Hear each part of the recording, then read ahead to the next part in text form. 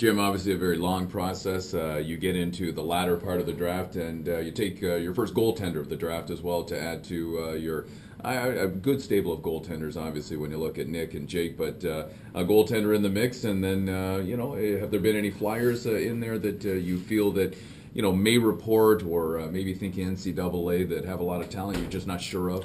Well, no, Tark Baker, we took a little bit. He was at the U.S. camp. I've been speaking to him. He lives in Wisconsin, played in Omaha. He's interested, just doesn't know that much about the O. He's going to come to camp. A really talented kid. He's better than a 7th-round pick, probably a 2nd-round pick if he would fully commit at this time. So we're really excited about him coming, and he has agreed to come up to camp. Well, and that's the important thing, because you get a chance to sell the program then with a lot of these young men that are kind of on the fence between scholastically in the United States and coming to the OHL. That's where you get your opportunity to sell the program. Correct. And when he comes in here, he gets to meet everybody, meet the ownership, see the facilities. And those are, usually good results come from that.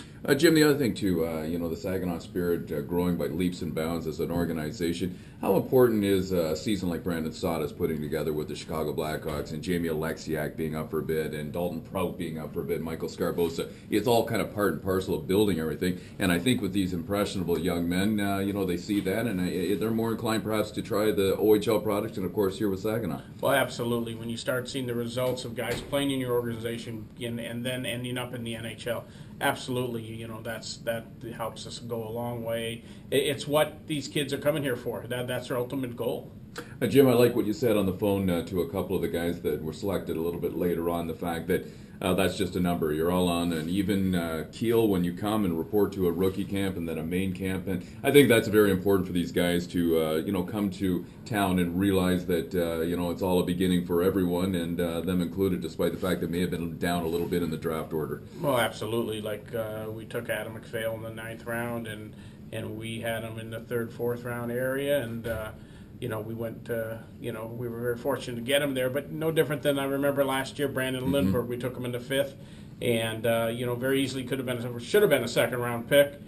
He was disappointed at the time of speaking to him, and now look what's happened. He had a terrific rookie season. He made our club, played in almost every game this season, so it can happen. Well, I'll tell you what, Jim, it sounds like another in a series of fine drafts under your direction, and I know, too, that you've got a lot of appreciation for the 3 guys that work on behalf of yourself, your scouting department, because that's combing a lot of mileage throughout the course of a season. Oh, absolutely. It takes the entire staff. It's an organization of everybody working hard and putting the time into it, and countless hours. People don't understand that 5-6 days a week watching games, weekends 10-12 hours.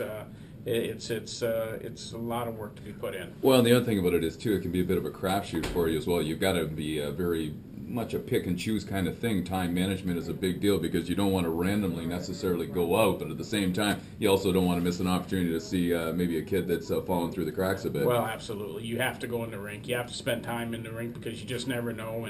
And regardless of how good a team is or isn't, there's always somebody somewhere, and that's our job to find them.